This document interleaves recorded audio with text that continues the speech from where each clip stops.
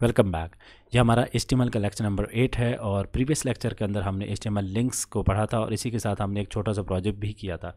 और अभी तक आपने वीडियो नहीं देखी तो कहानी जाके इसको वॉच कर लीजिए और चैनल को ज़रूर सब्सक्राइब कर लीजिएगा, बेल के आइकन को ज़रूर प्रेस कर लीजिएगा ताकि आपको हर आने वाली वीडियो का नोटिफिकेशन मिलता रहे। आज का जो हमारा लेक्चर है वो है HTML इमेजेस के रिलेटेड। HTML इमेजेस किस तरह यूज़ कर सकते हैं हम अपने वेब पेज के ऊपर। इसी तरह हमारा इमेज मैप जो है वो किस तरह जो है लगा सकते हैं इमेज मैप के थ्रू, और किस तरह जो है हम इमेज मैप को प्रॉपर तरीके से यूज़ कर सकते हैं। और इसके लिए एक दो वेबसाइट्स भी देखेंगे। और पिक्चर एलिमेंट की अगर हम बात करें तो ये भी हम यूज़ करते हैं रिस्पॉन्सिव इमेजेस वगैरह को शो कराने के लिए। चलिए स्टार्ट करते हैं।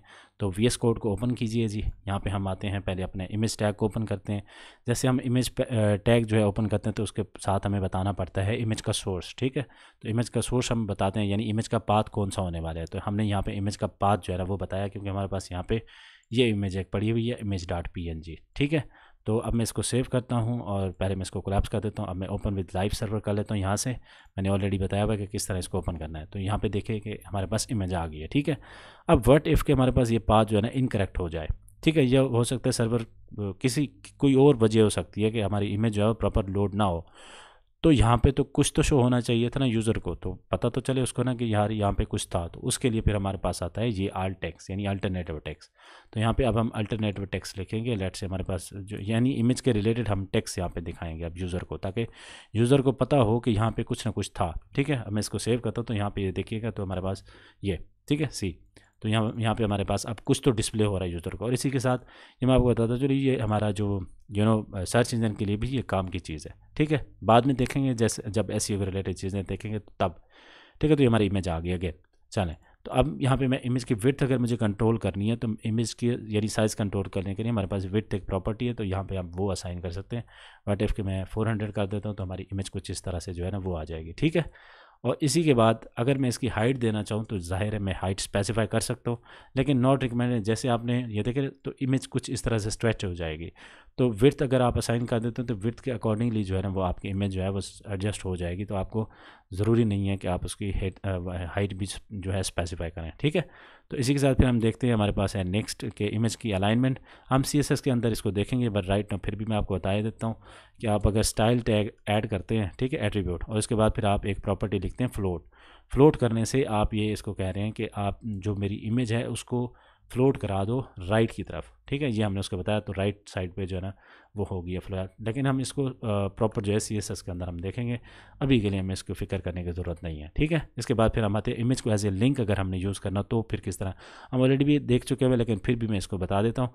तो हमें इसको ज़ाहिर है रैप करना पड़ेगा हमारे A टैग के अंदर। हम अपना लिंक A टैग से ही डिफ़ाइन करते थे ना। ठीक है, तो अब मैं कह रहा हूँ कि मेरा जब यूज़र इस लिंक के ऊपर क्लिक करे तो क्या हो कि इस लिंक के यानी इस जो हमारी इमेज है इसके ऊपर अगर क्लिक करता है यूज़र तो वो google.com के ऊपर चला जाए। ठीक है, कंट्रोल S करता हूँ। अब यहाँ पे जैसे ही यूज़र आएगा ये देखिए अब ये लिंक बना हुआ है। ठीक है, तो यूज़र अगर इसके ऊपर क्लिक करता है, पहले हम ये करते हैं इसका टारगेट स्पेसिफाई कर देते हैं कि जैसे यूज़र इसके ऊपर क्लिक करें तो जो है URL वो ओपन हो नेक्स्ट पेज के अंदर। ठीक है, जैसे अब यूज़र क्लिक करेगा तो वो नेक्स्ट पेज के अंदर जो है ओपन हो जाएगा।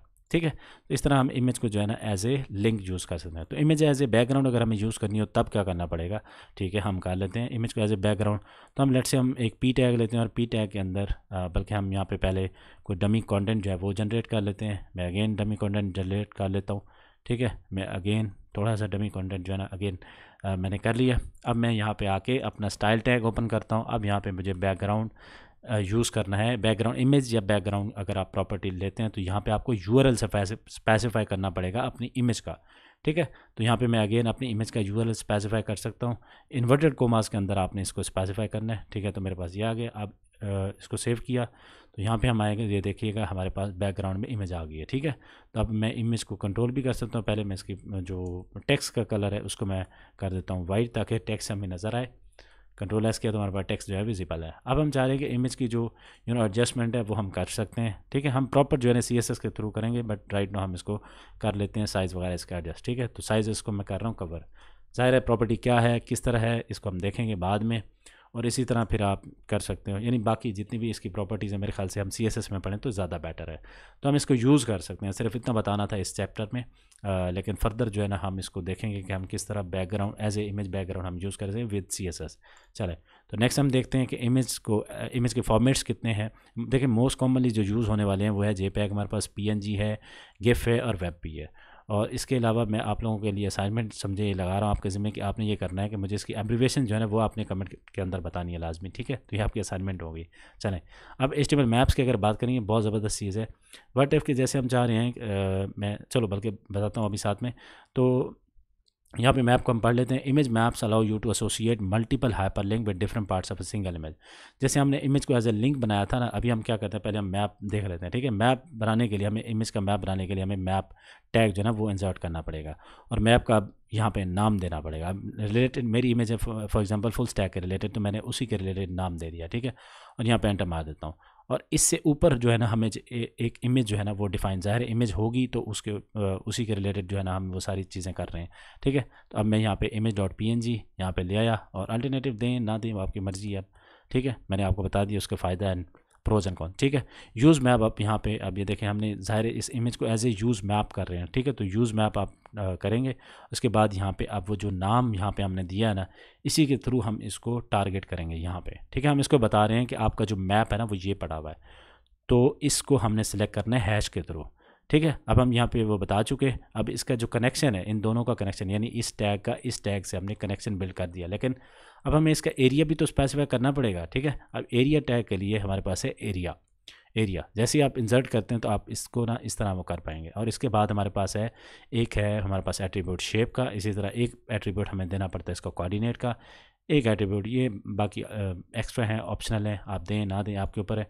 लेकिन यहाँ पे अब हम कहते हैं फॉर एग्जांपल मेरे पास है इसके ऊपर अगर मैं इसको कंट्रोल स्पेस प्रेस कर रहा हूँ तो circle, default, poly and rectangular, तो हमारे पास ये 3-4 किस्म के जो है ना हम इसको शेप जो है ना वो सिलेक्ट कर सकते हैं। लेट्स से मैं इसके रेक्टेंगल जो है वो सिलेक्ट करना चाह रहा हूँ। व्हाट इफ़ कि मैं इसको कंट्रोल एस करता हूँ, देखिएगा अब कंट्रोल एस किया, यहाँ पे मेरे पास वो इमेज आ गई है, ठीक है, क्योंकि हमने इमेज जो है ना वो डिफ़ाइन की हुई है। अब यहाँ पे देखिएगा अगर मैं ये चाह रहा हूँ कि ये वाला जो हमारे पास रेक्टेंगल है ना जावास्क्रिप्ट का ये सिलेक्ट हो जाए, तो उसके लिए फिर हमें यहाँ पे ये करना पड़ेगा, पहले इसके कोऑर्डिनेट जो है ना वो बताने पड़ेंगे। देखें यहाँ पे हम इसको कह रहे हैं कि मेरी ये जो पाथ है ना ये सिलेक्ट हो जाए, ये वाला, ठीक है, ये रेक्टेंगल। तो उसके लिए फिर ज़ाहिर है मुझे बताना भी तो पड़ेगा ना कि इसके कोऑर्डिनेट्स कहाँ से कहाँ तक सिलेक्ट होने चाहिए। तो उसके लिए एक दो वेज जो है ना वो मैं आपको बता देता हूँ। व्हाट इफ़ कि मैं यहाँ पे जाता हूँ और यहाँ पे हमारे पास ये इमेज पड़ी हुई है और इमेज ओपन विद पेंट कर लेता हूँ और यहाँ पे अब यहाँ पे नोट कीजिएगा। देखिए जैसे ही मैं यहाँ पे आपने नोट करना, मैं आपको बता देता हूँ पेन के थ्रू। ये देखिएगा आपने यहाँ पे नोट करना है, ठीक है। और मैं भी अगेन जाता हूँ और यहाँ पे देखिए जैसे मैं होवर कर रहा हूँ ना यहाँ पे, तो वो मुझे नीचे जो है ना ये देखिए, अब जैसे मैं होवर कर रहा हूँ तो वहाँ पे मुझे वो इसके पॉइंट्स जो है ना वो बता रहा है कि यहाँ से इस इमेज का यहाँ से यहाँ तक का कितना फासला बन रहा है, ठीक है। लेफ़्ट साइड से मुझे बता रहा है कि 103। देखें जैसे मैं आगे करता जा रहा हूँ तो वो लेफ़्ट साइड से इंक्रीज़ होता है, इसी तरह वो मुझे बता रहा है यहाँ से कोऑर्डिनेट इसका कितना बन रहा है टॉप साइड से, ठीक है। अब मुझे भी ऐसे ही कुछ चाहिए था, यानी मैं इस साइड को यहाँ तक सेलेक्ट करना चाह रहा हूँ, इसको इस साइड पे एंड देन यू, ठीक है।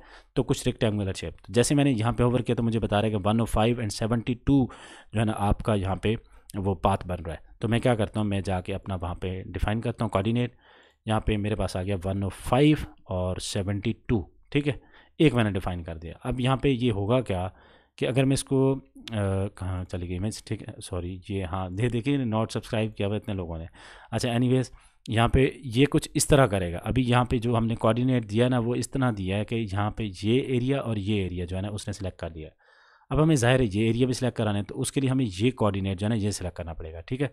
तो यहाँ पे बन रहा है हमारा 302 और 272, ठीक है। वहीं आपने राइट हैंड पे बिल्कुल बॉटम के ऊपर देखिएगा, ठीक है, ये 302 एंड 268। और यहाँ पे अब हम ये पाथ जो है ना वो स्पेसिफाई थ्रू 302 एंड कितना था कलबन 302 अगेन हम देख लेते हैं 269। तो हमारे पास आ गया 2, 6 एंड 9। अब हम अगर सेव करते हैं तो अब हम देखिएगा यहाँ पे, तो यहाँ पे देखें ये जो है ना हमारा, ये देखें अब ये कर्सर के अंदर आ गया, ये देखें पॉइंटर यानी बन गया भाई ये वाला, लेकिन बाकी इमेज वैसी की वैसी है। तो सही है ना। अब इसके ऊपर जैसे ही हम कह रहे हैं कि इसके ऊपर कुछ अगर यूज़र क्लिक करते तो क्या हो, अब वो बताना है। तो हम कह रहे हैं कि ये यूज़र जो है ना हमारा किसी पेज के ऊपर चला जाए, वो हमारे ऊपर है कि हम कोई एक्शन परफॉर्म कराना चाह रहे हैं, क्या कराना चाह रहे हैं, ठीक है। मैं जावास्क्रिप्ट से कोई एक्शन भी परफॉर्म कराना, जैसे ही यूज़र इसके ऊपर क्लिक करेगा तो वो google.com के ऊपर चला जाएगा, ठीक है। इस तरह भी हम कर सकते हैं। बाकी एरिया कोई भी सिलेक्ट नहीं होगा, ठीक है। बाकी एरिया कोई भी जो है ना वो सिलेक्ट नहीं हो रहा, सिर्फ हमारा यही पार्ट जो है वो सिलेक्ट हो रहा है। इसी तरह हम ये भी कर सकते हैं, ये भी जो जो मर्जी हमारी अपनी इमेज के हम डिफरेंट पार्ट्स को इससे हम सेट करा सकते हैं, ठीक है। और हमारा हम जावास्क्रिप्ट का कोड भी जो है ना इसके ऊपर लिख सकते हैं, ठीक है। हम फर्दर देखेंगे, बट हमने इसको इतना देख लिया कि यार हम इमेज मैप के थ्रू, ये काफ़ी पावरफुल चीज़ है, हम इसको इंशाल्लाह जावास्क्रिप्ट के थ्रू जो है ना वो करके देखेंगे, ठीक है। अब हम आते हैं अपने थ्योरी की तरफ, और साथ में हमने ज़ाहिर है वो पढ़ना है। अभी हमारे पास रहता है पिक्चर एलिमेंट, ठीक है। तो डिफाइन द इमेज मैप हमने वो देख लिया, you can give the map a unique name, हमने नेम भी यहाँ पे डाला था, ठीक है, ये मैप का नेम दिया। उसके बाद हमने and the associate the map with an image, ठीक है, जैसे हमने इमेज को एसोसिएट किया यूज़ मैप करके, और यहाँ पे अपना मैप नेम हमने हैश के साथ जो है ना वो सिलेक्ट करना है, हैश के साथ, ठीक है। एंड देन फिर हमने आ गया एरिया टैग, एरिया टैग हमने ज़ाहिर ऑब्वियसली वहाँ पे लिया, एरिया टैग दिया हमने, वहाँ पे शेप जो है वो बताई है। उसके बाद फिर हमने अपने जो शेप की शेप किस किस्म की वो बताई है। उसके बाद फिर हमने कोऑर्डिनेट सेलेक्ट किए हैं। उसके बाद फिर ये, अब आपका सवाल बनता है कि अगर हम इस तरह करते हैं ये तो काफ़ी टफ़ हो जाएगा, यानी हम पेंट के अंदर पिक्चर को ओपन करें और उसके बाद फिर जाके हमारे पास ये इस तरह हम कोऑर्डिनेट सेलेक्ट करें, तो ये काफ़ी खासा मुश्किल काम है।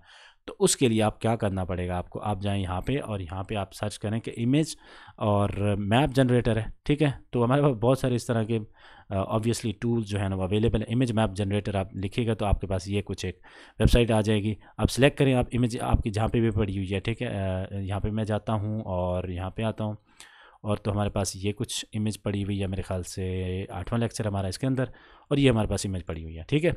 अब हम यहाँ से इसको बता सकते हैं कि देखें हम रेक्टेंगल हमारी शेप होगी, ठीक है। अभी के लिए हम रेक्टेंगल कर रहे हैं, ज़ाहिर है पॉली सर्कल बाकी जिस तरह आप वो करना चाहें तो मैं आपको बता देता हूँ, ठीक है।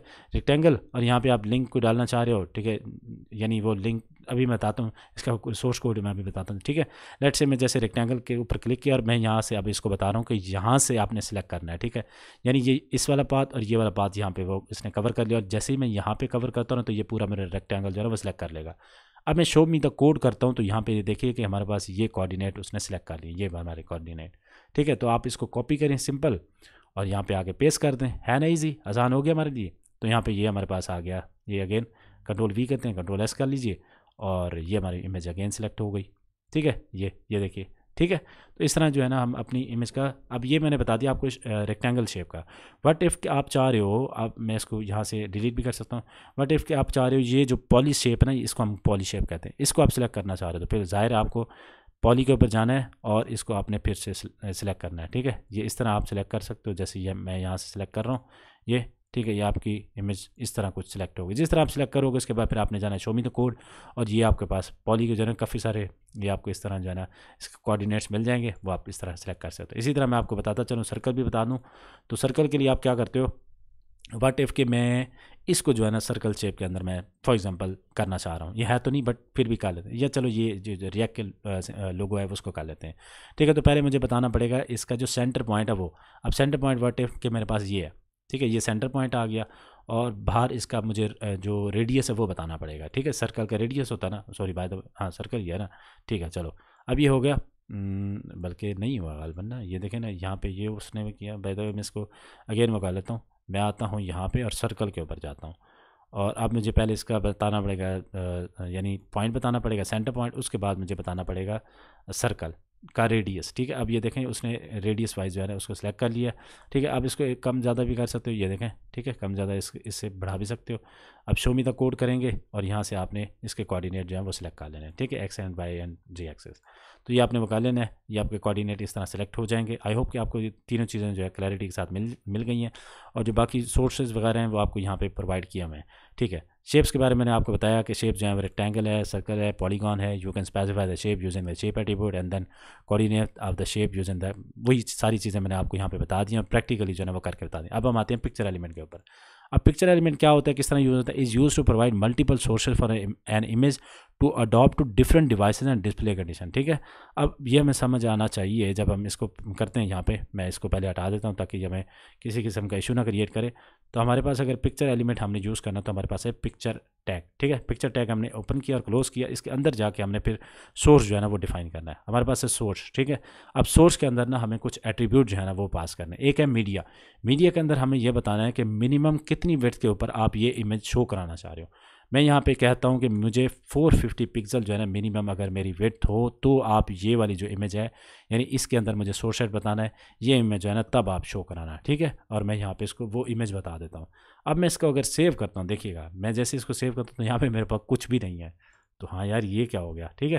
तो उसके लिए भी कोई एक स्कीम लड़ाते हैं, ठीक है। मिनिमम मेरे पास इतनी अगर विड्थ हो तो मुझे ये इमेज शो कराना है, लेकिन इमेज तो शो नहीं हो रही, तो हाँ इमेज शो होगी भी नहीं। तो आपको ना पहले एक यहाँ पे एक इमेज का टैग ऐसे डिफाइन करना पड़ेगा, अदरवाइज़ आपकी इमेज कभी भी शो नहीं होगी और आप बैठे होंगे कि यार ये क्या हो गया कि मेरी इमेज शो नहीं हो रही। आइदर यहाँ पे आप मेंशन करो या ना करो, ये टोटली अप टू यू। अब मैं बताता हूँ कि इसका क्या पर्पज़ यहाँ पे बन रहा है। यहाँ पे हमारे पास ये इमेज आ गई है कि अगर मिनिमम विड्थ मेरे पास 450 है तो ये इमेज शो हो। और दूसरा मैं ये कर लेता हूँ, मैं इसको ये बताता हूँ कि मेरा सोर्स, मैं अगेन एक बता रहा हूँ कि मेरा जो है ना अगर मैक्सिमम विड्थ, मैं इसको ये कह रहा हूँ, देखिएगा मैं इसको कह रहा हूँ कि मैक्स विड्थ अगर मेरे पास, मैं बताता हूँ ये क्या होगा फर्दर। मैं इसको कह रहा हूँ कि मेरी अगर मैक्सिमम विड्थ ये हो, यानी 450 पिक्सल अगर मेरी मैक्सिमम विड्थ हो, तो आप ये वाली इमेज बताना, ठीक है। और मैं इसको एक और इमेज बता रहा हूँ, और मैं यहाँ पे ये करता हूँ, मैं अपनी इमेज सेलेक्ट कर ली और यहाँ पे अब मैं इसको ये कह रहा हूँ, बताता हूँ अभी, ठीक है। मैं इसको इंस्पेक्ट करता हूँ, देखिएगा। अब जैसे ही मेरे ये देखे, अभी ये देख रहे हैं, ये डायमेंशन हमारी डिवाइस की ये है। मैंने इसको कहा है कि कम अज़ कम मुझे 400 यानी 450 पिक्सल, यानी 450 पिक्सल अगर मेरी विड्थ इमेज की अपना डिवाइस का साइज़ हो, तब मेरी ये जो है ना इमेज आपने ये वाली दिखानी है। जैसे ही 449 हो, देखिए अब 449 जैसे ही हो, आपने क्या करना है, मेरी ये वाली इमेज दिखानी है, ठीक है। ये यानी मैक्स विड्थ उसके लिए ये है। तो अब मैं क्या करता हूँ, जैसे ही ये 449 हुआ तो हमारे पास इमेज ये शो होगी। अब देखिए क्या होता है ये, ठीक है। जैसे 449 होगी तो मेरे पास कुछ ये इमेज शो होगी, अदरवाइज़ मेरे पास ये इमेज शो होगी, ठीक है। आई होप कि ये क्लियर हो गया।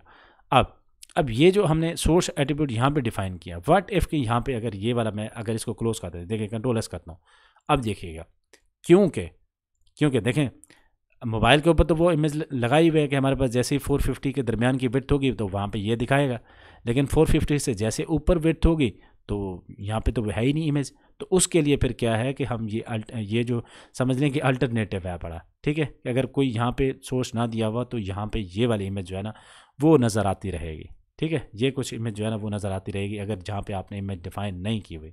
लेट्स से ये देख रहे हैं, अब ये इमेज जो है ना बाय डिफ़ॉल्ट ये नज़र आती रहेगी। सही है, समझ आ गई बात। अब अगर इसको मैं ओपन भी कर देता हूँ ये, ठीक है।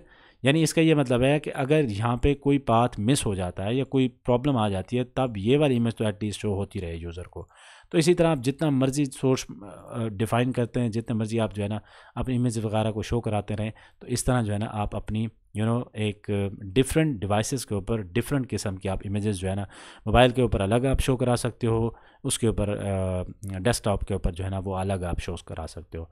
तो ये डिपेंड करता है आपका नीड के ऊपर। इसको हम इंशाल्लाह प्रैक्टिकली जब हम देख रहे होंगे तब आपको चीज़ों को भरपूर तरीके से जो है आइडिया, अगर फिर भी आपको समझ नहीं आई इस लेक्चर, कोई मसला नहीं, आप इसको रिवाइज़ करके देख सकते हैं। इसके अलावा बाकी कोई इशू है, किसी किस्म का रिगार्डिंग आपका कोर्स का फीडबैक है, समथिंग एल्स कुछ भी, तो do let me know down in the comment box. I will see you in next one.